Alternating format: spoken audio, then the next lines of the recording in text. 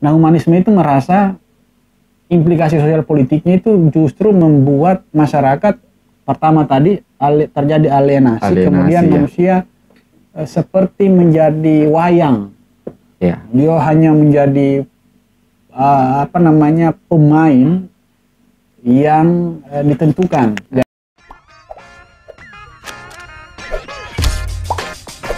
Welcome to Renaissance. Assalamualaikum warahmatullahi wabarakatuh, Sobat Renaissance. Waalaikumsalam. Pada kesempatan kali ini kita masih akan membedah buku ya, dalam program ulik buku ya. Kemarin ada beberapa buku yang telah kita ulik, daras, bedah ya. Nah, sekarang di video kali ini kita lagi-lagi akan membedah satu buku yang bagi kami recommended untuk dibaca oleh Sobat Renaissance. Itu judulnya Humanisme dan Sesudahnya, karya Budi Hardiman. Bisa dilihat Sobat Renaissance bukunya. Oke ya. Coba. Nah, ini buku Humanisme dan Sesudahnya. Jadi kita masih tema filsafat ya. Karena kita masih tema filsafat, maka kita akan membahas beberapa beberapa konsep tentang filsafat, termasuk filsafat manusia. Nah, nanti di buku ini kita akan membahas seputar filsafat manusia ya, dalam terang humanisme, filsafat humanisme, yang nanti akan dibedah oleh kolega saya atau kawan saya, Bahrul Amsal. Gimana kabar? Alhamdulillah. Alhamdulillah. Kenapa loyo sekali? Kita semangat. Iya. Karena dari tadi memang kita mau mengambil, teman-teman sobat ya, mau mengambil video ini, tapi ada beberapa kendala teknis, jadi akhirnya kita terlambat. Jadi sebenarnya ini keadaan kita sudah loyo, Sobat Renaissance. Jadi maklumi saja ketika misalkan semangat ngomong agak berkurang, tapi semangat untuk membuat konten ini masih tetap terjaga gitu ya. Demi Sobat Renaissance. Demi Sobat Renaissance. Nah, jadi buku ini ya, Humanisme dan Sesudahnya, karya Budi Hardiman. Saya mau tanya dulu pertama ya, sebelum kita jauh melangkah ya, mengapa penting Anda memilih ya, atau ya, mengapa Anda memilih buku ini Humanisme dan Sesudahnya untuk diperkenalkan kepada Sobat Renaissance? Itu dulu yang pertama. Iya. Saya kira begini, Bung Hajir, kalau saya panggil Bung ya, karena saya lebih suka kata itu ya, mengingatkan kita kepada gitu ya. Jadi itu antum ya, itu terlaluan. Tendensi religius itu tidak kita temukan di kata Bung ya, itu lebih nasionalis, lebih konteks lah dengan lebih semangat kebangsaan kita. Maknanya solidaritas ya. Iya. Lebih egaliter dibandingkan sebutan yang lain. Jadi praktik membaca itu bagi saya satu tindakan politis. Iya. Siapapun yang membaca buku itu pasti didasarkan oleh satu pilihan tertentu atas bacaannya. Memilih buku ini itu satu tindakan politis. Mengapa? Saya kira di antara banyak buku yang ada, buku ini bagi saya masih relevan ya, dan akan terus relevan di masa yang akan datang, karena dia berbicara tentang kemanusiaan. Sepanjang masih ada manusia ya. Sepanjang masih ada buku manusia. Ini masih laku ya, begitu ya. Buku yang terkait dengan itu pasti akan terus dibaca.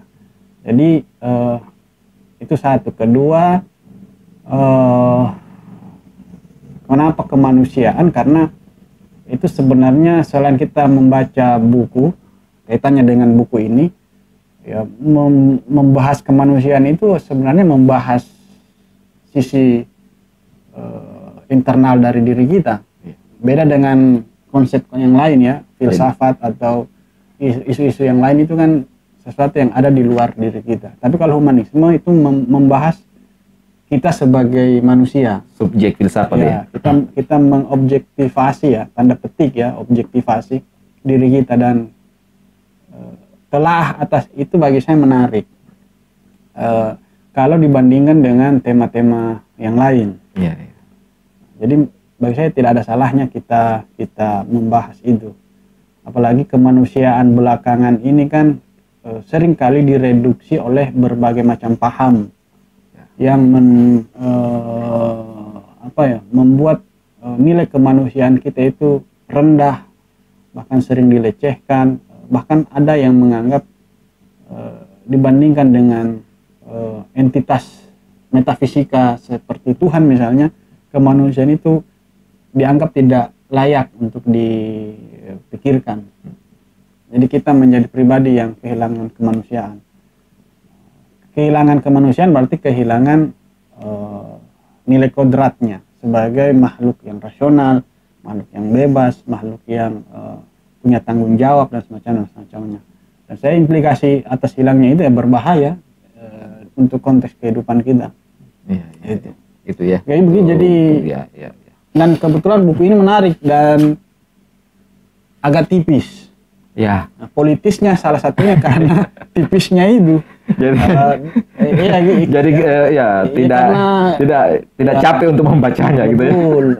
Kita belakangan ini kan sulit mengatur. Ada istilahnya daging semua tapi tipis. Iya. Tipis tapi daging semua Ya, gitu. kira-kira begitu. Karena sulit mengatur waktu, jadi kita butuh strategi membaca buku. Daripada membaca buku yang tebal-tebal, babon filsafat yang tebal itu, baru tulisannya ini tidak kecil-kecil ya moderat lah ya, gitu. Jadi enak dibaca gitu. Fontnya ya. Kan ada itu yang buku besar, sudah besar, tulisannya kecil lagi itu kan, wah. Itu kan tergantung Ya, bagi teman-teman pemula ya, itu agak ini. Nah, tapi ada pertanyaan selanjutnya ini ya, tentang ini kan membahas manusia ya. Humanisme itu berbicara tentang humanisme pasti berbicara tentang manusia dan kemanusiaan ya. Iya. Semangat membicarakan manusia yang universal itu kan. Ini kan terma ini itu kehadirannya kan kontras atau dikontradiksikan dengan semangat teologis di abad modern waktu itu kan. Abad pertengahan. Iya abad pertengahan gitu ya. Iya, sebelum abad modern. Ya kalau di abad pertengahan dulu itu karena semangatnya itu teosentris ya atau ontoteologis ya. Manusia itu kehilangan daya gitu, kehilangan kebebasan, kehilangan independensi untuk menentukan nasib sendiri, untuk berpikir mandiri, bebas ya gitu.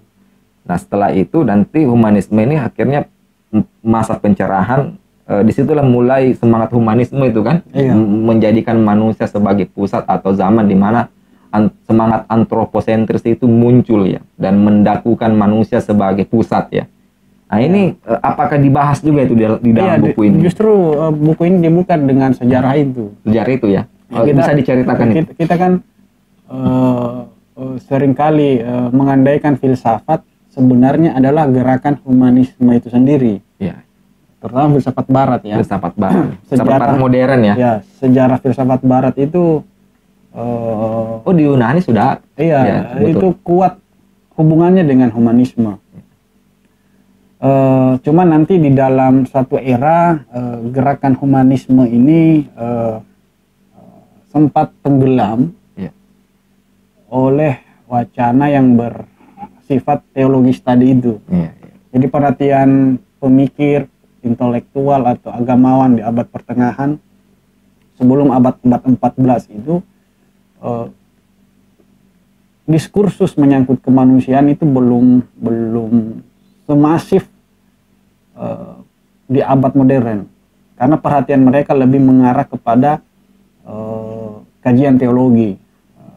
Di bidang filsafat orang lebih terpukau dengan entitas metafisikal. Secara istilah kemanusiaan yang berpusat dari diri manusia saat itu memang belum muncul. Belum muncul itu implikasinya, sehingga secara sosial politik belum ada satu gerakan avant-garde begitu yang pernah terjadi sebelumnya yang menitik beratkan seluruh ukurannya itu kepada kemanusiaan manusia sendiri. Nah itu sempat hilang di abad pertengahan. Makanya nanti kenapa disebut Renaissance, ada hubungannya dengan humanisme, karena Renaissance itu yang terjadi di Eropa itu sebenarnya pembangkitan kembali atas semangat manusia seperti yang pernah ada di Yunani antik, yang yang dipelopori oleh Socrates, kemudian Platon dan Aristoteles ya. Dan filsuf-filsuf. Kalau tidak salah itu. waktu itu lah manusia itu menjadi titik berangkat filsafat ya di zaman Aristoteles, Socrates dan Plato kan. Ya, jadi Socrates terutama misalnya itu kan memberikan satu aksentuasi baru terhadap filsafat yang menitik beratkan kepada kemampuan berpikir manusia yang bersifat otonom. Ini berbeda dengan konteks dia hidup saat itu yang seluruh uraian kebenaran, presentasi kebenaran itu kadang diwakilkan melalui bahasa-bahasa religius, sehingga manusia menjadi objek atas kebenaran. Dia bukan subjek kebenaran. Nah, Socrates datang dengan gaya filsafat yang menitik beratkan kepada kemampuan akal budi. Di waktu itulah terjadi turning point istilahnya, ada pembalikan gaya filsafat yang berimplikasi besar saat itu, karena Socrates tidak mempercaya apapun selain daripada kekuatan akal budi. Nah, gerakan ini lumayan berpengaruh di saat itu, sehingga penyelidikan filsafat sebelumnya kan ada Thales, Anaximandros, filsafat alam ya, filsafat alam kan, menitik beratkan kepada kosmos ya, gitu. Keteraturan alam semesta dan semacamnya. Nah, Socrates dan setelahnya itu mazhab yang mereka bawa itu mazhab kemanusiaan. Dalam pengertian manusia ini punya kemampuan yang lebih daripada yang pernah dibayangkan. Dan atau menjadi sasaran filsafat ya, bukan objek kajian filsafat waktu itu kan. Kan ada periode-periodenya kan, ada teosentrisme, kemudian antroposentrisme, nanti teosentrisme lagi kan, abad 20 logosentrisme. Iya, tapi sebelum logosentrisme kan di abad pertengahan kan. Iya. Kok kan di situ masih kuat itu teosentrisme. Nah, makanya di buku ini menurut Pak Franky itu ada dua jenis teosentris ya. Ada dua jenis humanisme sebenarnya. Iya. Ada humanisme yang teistik, cenderung konvensional ya. Maksudnya humanisme yang tidak berimplikasi secara sosial politik. Ya, seperti apa itu? Meskipun Socrates, Aristoteles atau Platon ya misalnya, dan filsuf-filsuf yang berbicara tentang manusia dan kekuatan kodratinya itu demikian intens berbicara atas itu, tapi tidak muncul sebagai satu gerakan kritis. Oh iya. Nanti karena kata Franky, menurut analisanya di buku ini, di masa itu belum ada kekuatan eksternal berupa institusi gereja atau institusi agama yang mengekang itu. Di abad pertengahan itu justru terjadi, sehingga gerakan humanisme yang awalnya dimunculkan melalui para pemikir Itali misalnya ya, di Itali dan semacamnya itu, kenapa disebut humanisme kritis? Karena ada konteks sosial politik yang mendasarinya, sehingga kritisisme yang menjadi satu ciri dari humanisme saat itu. Nah, makanya disebut humanisme kritis, karena di saat menghadirkan ulang kekuatan kodrat manusia itu dalam rangka untuk mengkritik itu tadi rejim atau institusi agama yang cenderung mereduksi nilai-nilai manusia hanya sebagai objek ya saat itu. Nah itu sehingga disebut humanisme kritis. Tapi kan karena itulah humanisme ini kesannya itu sering dipandang sebagai aliran yang bersifat ateistik. Karena kan mereka menurunkan pusat itu dari Tuhan ke manusia kan, sehingga manusia lah yang menentukan segalanya ya. Pengetahuan, tindakan, kebebasan itu semua ditentukan secara independen oleh manusia ya. Jadi manusia pada saat itu ya humanisme, manusia itu dalam pandangan humanisme yang saya tahu ya, itu menitik beratkan seluruh aktivitas kegiatan berpengetahuan itu dari manusia, tidak berangkat dari luar, tapi dari dalam internal. Jadi apapun otoritas dari luar yang pernah dikenal, khususnya Tuhan ya, itu kan ditolak gitu. Ya. Jadi Tuhan itu tidak lagi menjadi otoritas bagi manusia kan, tidak menentukan seluruhnya aktivitas dan pengetahuan manusia kan, manusia sendiri. Nah, makanya penganut semangat humanisme ini banyak yang ateis kan? Apa memang seperti itu? Tidak semuanya sebenarnya. Tidak semua, ada juga para humanis yang religius. Ya, seperti apa itu? Nanti kita lihat ada humanisme Katolik, Islam dan semacamnya. Oh iya. Tapi memang dalam sejarahnya, dalam konteks Barat modern mungkin ya. Radikalisasi menyangkut paham kemanusiaan yang mendasari gerakan humanisme itu adalah pemberontakan kepada otoritas teologi yang terlalu dominan, menentukan gerak-gerik, terlalu besar pengaruhnya terhadap hidup manusia saat itu. Dalam pengertian itu manusia mengalami alienasi. Mengapa? Karena manusia tidak punya peluang untuk hidup berdasarkan kemampuan berpikirnya. Kemampuan berpikir itu kan menjadi satu tema yang satu tema yang intensitasnya besar dalam perbincangan humanisme, karena humanisme itu kan membalik pengertian siapa subjek, siapa pemikir sebenarnya. Kalau sebelum itu kan aktivitas berpikir itu tidak begitu alamiah diperuntukkan bagi manusia. Dalam arti berpikir itu kadang sudah diwakilkan ya. Sumber-sumber pengetahuan itu sudah diwakilkan melalui institusi agama. Institusi agama mewakilkan itu kepada keberadaan atau keyakinan terhadap Tuhan misalnya. Nah, humanisme itu merasa implikasi sosial politiknya itu justru membuat masyarakat pertama tadi terjadi alienasi, kemudian manusia seperti menjadi wayang. Dia hanya menjadi pemain yang ditentukan. Jadi ketidakpercayaan ya, bisa kita sebut seperti itu, kepada kekuatan di luar dari diri manusia berupa pemahaman metafisika yang lebih melihat unsur ilahiyah sebagai penentu kehidupan manusia, itu ditolak oleh humanisme. Makanya di buku ini Pak Franky itu membagi ada humanisme tanpa Tuhan dan humanisme tanpa manusia. Jadi beberapa pemikir yang kita sering membaca pikirannya itu memang nampak sekuler ya. Sekuler. Saya mesti berhati-hati menyebut ateis karena konsepnya agak berbeda kalau itu yang kita pakai.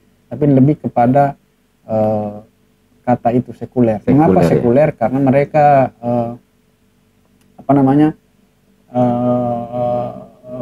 berhasil ya, atau berusaha untuk memisahkan yang mana ranah yang mampu difikirkan manusia dan yang mana yang bukan wilayah akal budi manusia. Nah, humanisme itu karena mengembalikan kekuatan kodrat manusia, cara kebebasan, kemudian rasionalitasnya, subjektivitasnya, itu pada akhirnya membuka satu pengertian baru tentang kehidupan, bahwa ternyata kehidupan ini bukanlah seperti wayang yang dimainkan oleh satu dalang ya, tetapi kitalah dalang itu sendiri dalam hal menentukan apa saja.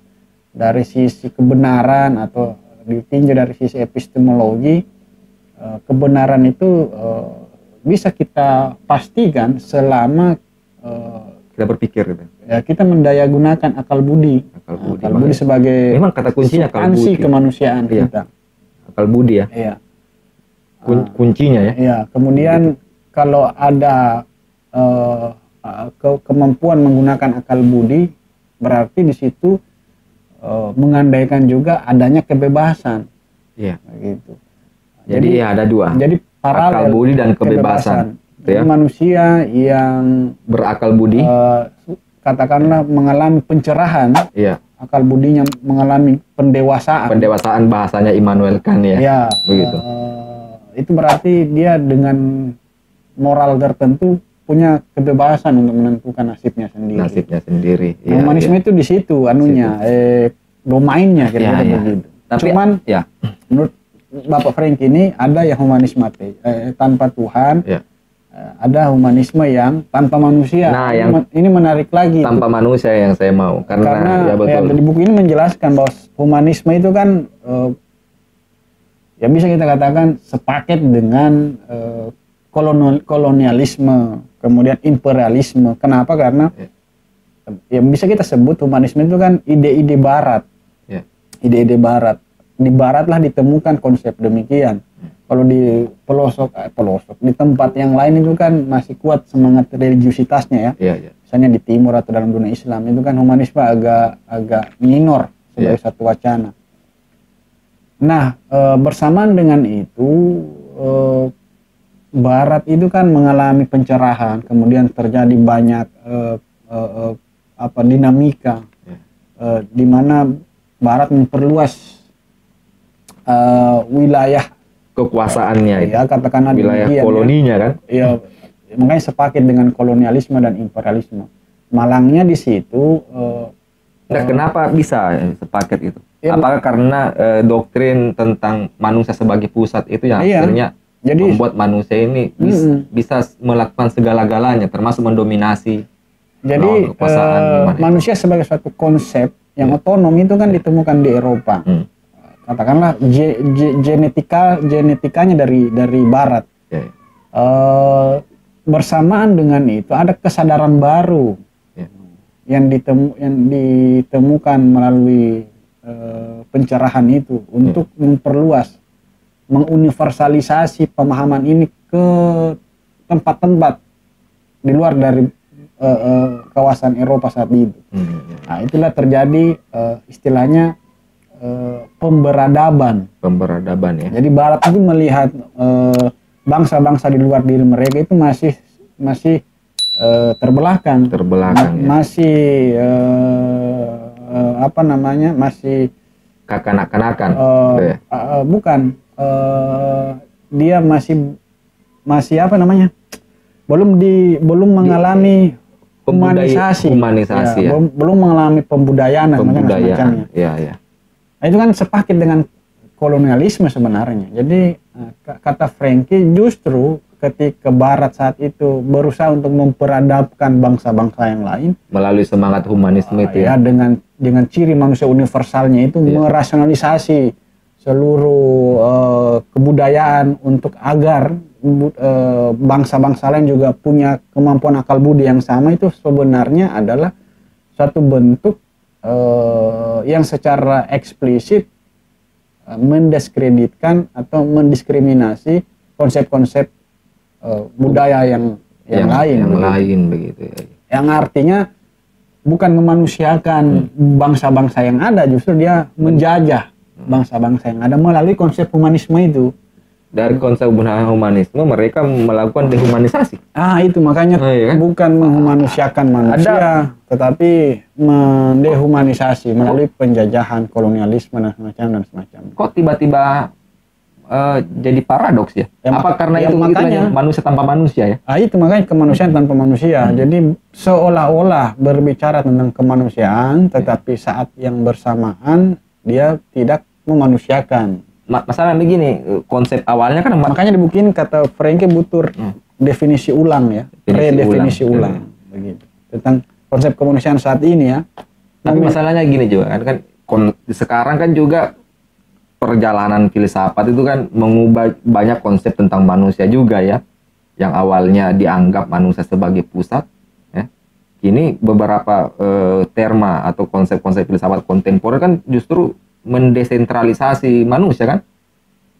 Maksudnya? Ya maksudnya gini, misalnya konsep-konsep postmodernisme ya, yang akhirnya yang akhirnya membuat manusia ini tidak lagi dipandang sebagai manusia universal toh, tapi manusia yang bisa ditafsirkan dalam ragam macam konsep-konsep yang plural kan. Jadi tidak bisa lagi manusia ini ditempatkan pada konsep satu konsep yang bersifat universal kan. Begitu, karena itu justru masih menjebak filsafat dalam suatu metafisika yang itu yang mau dihadang kan. Di satu sisi juga beberapa konsep misalnya psikoanalisa ya, yang membuat manusia lagi tidak dilihat sebagai manusia yang sebagai subjek ya, tapi subjek yang dibentuk oleh bahasa ya kan. Ada juga subjek yang dibentuk oleh struktur, ada yang subjek yang dibentuk oleh kekuasaan. Jadi manusia itu sebenarnya tidak ada sebagai suatu yang pada dirinya sendiri, tapi suatu yang dibuat ya, bukan subjek tapi subjeksi atau subjektivasi begitu. Itu kan itu bagaimana apa juga dibahas di buku ini? Tidak sampai ke sana kalau kita membaca. Meskipun ada tokoh, semisal Derrida. Ya, saya beberapa di sini dia Heidegger ya. Tapi itu domainnya terlalu jauh ya. Terlalu Maksudnya, jauh ya. Kalau kita masuk ke situ itu sudah masuk ke konsep-konsep filsafat. Ya. Tapi kalau bagi saya ya ada benarnya juga. Iya, kalau kita mengkaji dari dimensi filsafat, filsafat kan yang bisa kita sebut adalah satu ilmu yang menemukan manusia sebagai suatu subjek. Ya kan? Kadang-kala kan kita ini artinya begini, ketika orang berfilsafat, ini mungkin ada hubungannya dengan video kita sebelumnya, itu berarti dia mengandaikan kekuatan akal budinya, dia mengandaikan kebebasannya untuk berpikir, dan dia tidak mengalami tidak mengalami situasi dalam yang dikontrol oleh kekuatan eksternal, misalnya Tuhan, tradisi, kebudayaan, dan semacamnya. Jadi filsafat itu sebenarnya bisa kita sebut gerakan humanisme itu sendiri. Cuman nanti ada kaitannya yang tadi saya sebutkan. Ketika ini menjadi suatu semangat baru di Eropa dalam merumuskan kemanusiaan yang universal, bahwa homo rationale itu sebagai suatu penemuan mutakhir saat itu ada dorongan untuk memperadabkan orang-orang di luar dari bangsa mereka, memperadabkan bangsa-bangsa yang lain ya. Nah, cuman dalam prakteknya tidak seperti itu. Mereka menindas semacamnya. Padahal di luar sana ada konsep-konsep manusia yang lain, manusia yang partikular, manusia yang terikat sosial, budaya, politik, macam-macam kan. Bukan, jadi tidak selamanya manusia itu makhluk rasional ala barat begitu. Nah, itu Posmo dan semacamnya kan mengkritik itu karena konsep-konsep kebudayaan punya konsep manusianya masing-masing. Ya, yang tidak bisa tidak selamanya begitu. Ini kritiknya salah satunya. Ini posisi kritisnya Pak Franky itu, bahwa humanisme itu perlu dikritik karena terlalu barat sentris istilahnya. Terlalu memandang mentah-mentah kemampuan akal budi. Kalau di buku ini Pak Franky masih prefer dengan atau masih punya perhatian terhadap religiusitas Tuhan ya. Tuhan. Nah itu bagaimana itu? Yang kan tadi ada mau diceritakan tentang bagaimana Pak Budi Hardiman. Cuma menariknya begini, di satu sisi kalau kita masuk ke wacana itu dalam pengertian agama itu kan seringkali menegasikan sisi kemanusiaan kita kan, sebagai seorang hamba misalnya dalam Islam. Itu tidak ada sisi kemanusiaan yang harus kita istilahnya kita tonjolkan ya. Menjadi hamba itu berarti menjadi tanda petik budak ya. Iyalah, budak, taat, patuh, itu kan definisi Islam. Jadi tidak ada kemerdekaan di situ, tanda petik ya. Nah, itu bagaimana itu? Tetapi ya itu yang terjadi. Cuman malangnya penafsiran seperti ini kadang diartikan secara berlebihan, sehingga mensituasikan manusia menjadi objek-objek kekuasaan, tidak punya kemauan bebas, kehendak bebas dan semacamnya. Jadi manusia kehilangan antisipasi dalam hal untuk menentukan kehidupannya. Sebenarnya kita sudah bahas di video sebelumnya. Iya. Misteri takdir manusia kan. Jadi itu. Ya. Nah, padahal sebenarnya makanya ada istilahnya Pak Franky humanisme lunak. Lentur ya. Di sini saya Lentur. baca di sini. Ah itu menarik itu. Gimana itu? Humanisme lentur. Humanisme lentur itu. Jadi dia ya itu kombinasi dari semangat religiusitas dengan kemampuan kodrati manusia. Ya. Jadi manusia ini tidak serta merta adalah makhluk yang terputus dengan penciptanya, Ya. tapi tidak serta merta juga karena itu dia kehilangan kebebasan. Itu bagaimana itu cara kita mengartikan itu? Artinya ada ciptaan, Ya. tapi ada juga kebebasan manusia sebagai makhluk merdeka. Ya. Nah, ini perlu dirumuskan. Makanya buku ini menawarkan satu rumusan baru tentang kemanusiaan lentur. Kemanusiaan yang apa ya istilahnya itu? Memandang manusia sebagai makhluk yang bebas. Dia bukan sekedar makhluk bebas Ya. dengan dalam arti sebebas-bebasnya, Iya. tetapi ada moralitas. Nah, moralitas itu diambil dari semangat religiusitas yang memberikan dia nilai lain, Iya. melambari tindakannya secara moral, bertanggung jawab, apalagi jujur dan semacam apa ya. Iya. Nilai-nilai yang dulu itu kan ditolak mentah-mentah itu ya, semangat agama, religiusitas, kemudian Moral ya. teologi. Moral itu kan di abad pertengahan itu kan sangat kuat dengan diskursus keagamaan kan. Iya. Nanti ketika komunisme berkembang, moral itu ya ditentukan oleh diri manusia itu sendiri. Iya, Tapi karena terlalu bablas, Iya. manusia akhirnya ya seperti seolah-olah Tidak memiliki tanpa ini. tanding. Ya, atau tidak memiliki standar moral itu seperti apa Jadi ya? antroposentrisme Ya. itu pada akhirnya menjadi bumerang sendiri di masa hari ini. Misalnya terlalu manusia sentris, Ya. kita mengabaikan entitas yang lain. Ya. Misalnya ada dampak-dampak ekologi. Ya. Antroposentrisme itu kan sampai ke sana pengaruhnya. Kita seolah-olah adalah pusat, padahal belum tentu kan. Ya, itu yang saya tadi bilang tuh. Artinya begini, humanisme lentur tidak menghilangkan pihak eksternal yang menentukan kemanusiaannya manusia begitu. Iya. Tapi di satu sisi pihak eksternal ini tidak sepenuhnya menentukan gitu. Karena manusia juga tetap Punya masih kebebasan. memiliki potensi internal ya. Ada kekuatan kodrat. Kekuatan kodrat yang membuatnya dia bisa bebas independen sebagai manusia meskipun tidak independen sepenuhnya gitu ya. Kekuatan kodrat ini dari tadi kita berbicara tentang itu adalah kekuatan akal budi, kebebasannya, subjektivitasnya, jadi otonominya yang membuat dia ini menjadi makhluk yang merdeka. Tapi merdeka ini bukan berarti menegasikan entitas-entitas lain. Iya. Dia tidak dan jangan dipahami sebagai suatu konsep yang hierarkis dalam pengertian manusia di atas pusat, yang lain subordinat. Demikian. Kalau kita kembalikan ke pemaknaan humanisme lentur itu ada kesetaraan manusia dan yang lain, kira-kira begitu. Betul. Sehingga perlu ada penghormatan juga kepada alam, kepada macam-macam entitas-entitas yang bersamaan hidup dengan manusia.